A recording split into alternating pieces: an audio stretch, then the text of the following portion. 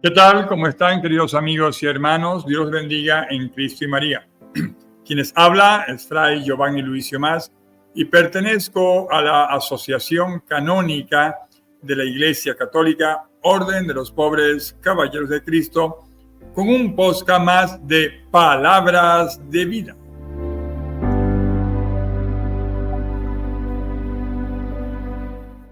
Y Palabras de Vida, ustedes lo pueden escuchar por Radio Católica Internacional Templaria y, por supuesto, por Multicanal Radio Madrid, España. Bien, queridos amigos y hermanos, este podcast lo hago porque tengo un amigo bien inquieto, y me hace muchas preguntas y me ha estado mandando videos y audios sobre el padre Ariel Álvarez Valdés, del cual en estos días habíamos pasado un video sobre que él decía que no existía el demonio, ¿no? Pero bueno, eso lo aclaramos ya en su momento. Pero nos envía otro video sobre la existencia o no de Adán y Eva. Bueno, yo siempre he sabido, por supuesto, cuando niño, ya cuando tenía 13 años más o menos, de que Adán y Eva son una verdad de fe. Y yo voy a explicar esto. Por favor, no quiero crear escándalos. No es solamente mi posición, sino es la posición de muchos teólogos, profesores de teología y de historia bíblica, y evidentemente así lo aprendí yo. Y eso en nada a mí me afecta creer o no creer en la Santa Madre Iglesia y pertenecer a ella. No. Nada que ver. Porque tendríamos que estudiar todo el contexto, cómo se formó la Biblia, cómo llegó a nuestras manos, qué es la revelación de Dios. La Biblia fue escrita por los hombres bajo la inspiración de Dios. Y todo este tipo de cosas. Para eso se estudia la teología. Pero yo voy a dar mi opinión y yo espero que esa opinión no maltrate a mis alumnos de la Escuela de Formación Permanente Católica. Porque es la opinión de la Iglesia. Así que prepárense, tomen asiento, busquen la cotufita y bueno... mi querido amigo Guerrero, te dedico este podcast. Bien. Vamos entonces a ponernos en orden sobre esto. Bien, Adán y Eva, historicidad o verdad de fe, así la he llamado, ¿no? Porque la pregunta sobre si Adán y Eva existieron históricamente o si son una verdad de fe, yo estoy muy seguro que esto toca el centro de las interpretaciones bíblicas y teológicas. Y la respuesta, por supuesto, depende en gran medida de la perspectiva religiosa y de la tradición dentro del cristianismo, o sea, o incluso otras religiones abrahámicas, ¿no? La judaica como tal, ¿no? Pero acuérdense que nosotros somos de religión cristiana. Pero lamentablemente dentro de nuestra religión cristiana se han dividido y están las sectas. O sea, primero están los protestantes, que son los luteranos, los anglicanos, los presbiterianos, etc. Y luego vienen todas las sectas protestantes. Ahí viene el problema. Yo voy a hacer un resumen de las posturas principales, por lo menos la postura de la historicidad literal. ¿Qué es lo que sostiene ella, no? Bueno, sostiene que Adán y Eva fueron personas reales, individuales e históricas a la vez que vivieron en un momento específico y que el relato del Génesis debe interpretarse como una narración de hechos literales. ¿Qué argumentan esta postura, la postura de la historicidad literal. Su argumento clave es que la Biblia, o sea, el Antiguo y Nuevo Testamento, se refiere a ellos y a los eventos del Edén como hechos reales. Por ejemplo, Jesús y el apóstol Pablo lo mencionan así, ¿no? Segundo, su argumento clave es su existencia literal, que es fundamental para entender la entrada del pecado original y la necesidad de la redención a través de Jesucristo, a menudo llamado el segundo Adán. ¿Cuáles serían las tradiciones que creen en esto? Bueno, esta visión es muy común en muchas ramas de los protestantes evangélicos y fundamentalistas, y por supuesto también en una gran rama del Islam y también la judaica. Entonces allí tendríamos que nosotros tener cuidado. Miren que no estoy nombrando acá al cristianismo católico, ¿no? ¿Cuál sería la segunda postura simbólica y de verdad de fe? ¿Qué sostiene esta? Esta sostiene que la historia de Adán y Eva no es principalmente un relato histórico-científico, sino una verdad de fe que utiliza un lenguaje simbólico y un género literario de tipo mito poético para comunicar verdades teológicas, o sea, verdades espirituales fundamentales. Creo que hasta acá nos estamos explicando bien, ¿verdad?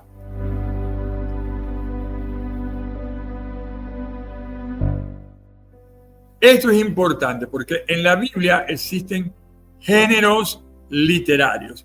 ¿Cuáles son los argumentos de la postura simbólica y de la verdad de fe? Bueno, el foco está en el mensaje, o sea, la relación del ser humano con Dios, el origen del mal, la dignidad de la pareja humana. No en la crónica exacta, porque no lleva una cronología. Tenemos que recordar acá que las investigaciones nos han llevado, los teólogos, los biblistas, de que parte del Génesis es tomado de los poemas de Gilgamesh en Mesopotamia, mucho antes de que se escribiera el Pentateuco, el Éxodo, donde está incluido el libro del Génesis. Dense en cuenta que antes del Génesis ya existían otros libros que están en el canon bíblico del Antiguo Testamento. El Génesis fue escrito dentro del canon del Pentateuco, de lo que escribió o los seguidores de Moisés nos dejaron a nosotros. Entonces, el punto clave acá es que no es una crónica exacta. Además de que Adán y Eva, ellos representan a toda la humanidad. O sea, el hombre y la vida. O sea, el relato explica el estado actual de la humanidad, el porqué del sufrimiento y la muerte, pero el porqué y el sufrimiento y la muerte para ese momento. Estamos hablando de los hebreos, incluso de los poemas de Gilgamesh. No estamos hablando de nuestro momento, es una verdad de fe. Nuestra Iglesia Cristiana Católica, por ejemplo, ella ha sostenido históricamente que el relato tiene una verdad fundamental, o sea, una verdad teológica. El pecado original procede de un pecado real del primer hombre. ¿Quién es el primer hombre? No lo sabemos. En la Biblia lo mencionamos como Adán. Pero esto permite la discusión sobre si la narración es histórica en el sentido moderno o si utiliza formas literarias géneros literarios, que para nuestros antepasados, para nuestros hermanos antiguos que escribieron el Génesis, para ellos eran verdades históricas, aunque para nosotros, según la evolución científica, la historia y todo esto, hoy por hoy sabemos que no es una verdad histórica, pero eso no quiere decir que no sea verdad, es una verdad de fe que nos explica a nosotros situaciones espirituales. Siempre hemos sostenido nosotros de que Dios es el creador, pero que Dios creó el mundo por evolución. O sea, el punto clave, el motor, es que Dios es el creador y creó de la nada. Ahí tenemos el Big Bang. Pero Dios es el motor que se mueve, pero es el inamovible, ¿no? Estamos hablando de las 5 vías de Santo Tomás de Aquino. Pero ese motor movió el resto. Es lo que llamamos, a toda acción hay una reacción. O sea, es como un juego de dominó. Una pieza se mueve y tumba a las demás. Hace una cadena, una reacción en cadena. Pero ¿quién movió la primera piedra? Es el motor inamovible, según Santo Tomás de Aquino. Entonces es Dios. Entonces, podemos ver acá que la Iglesia Católica, ella está clara de que el relato del Génesis es un relato de una verdad teológica, espiritual, pero no una verdad de fe, no es una verdad histórica, entendiendo la historia como hoy la vemos y las formas literarias y simbólicas.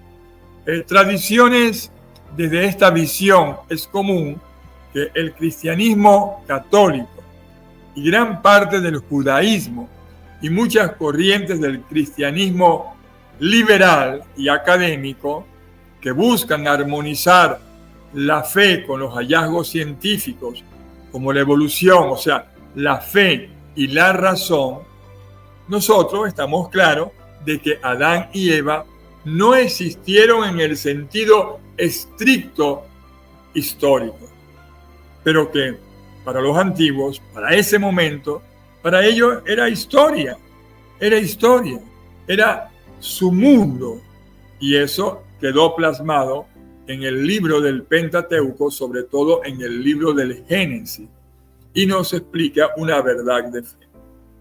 Yo puedo concluir, queridos hermanos, que para la fe, la existencia de Adán y Eva es una verdad esencial para comprender el origen de las verdades teológicas, como de repente el pecado y la salvación.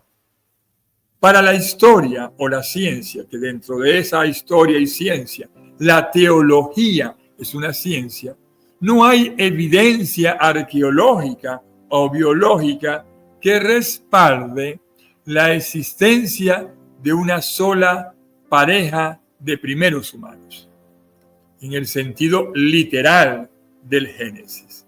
En resumen, la mayoría de las tradiciones religiosas afirman que la historia contiene una verdad religiosa, una verdad teológica irrenunciable, es el dogma, es la doctrina, sobre el origen de la humanidad y el mal.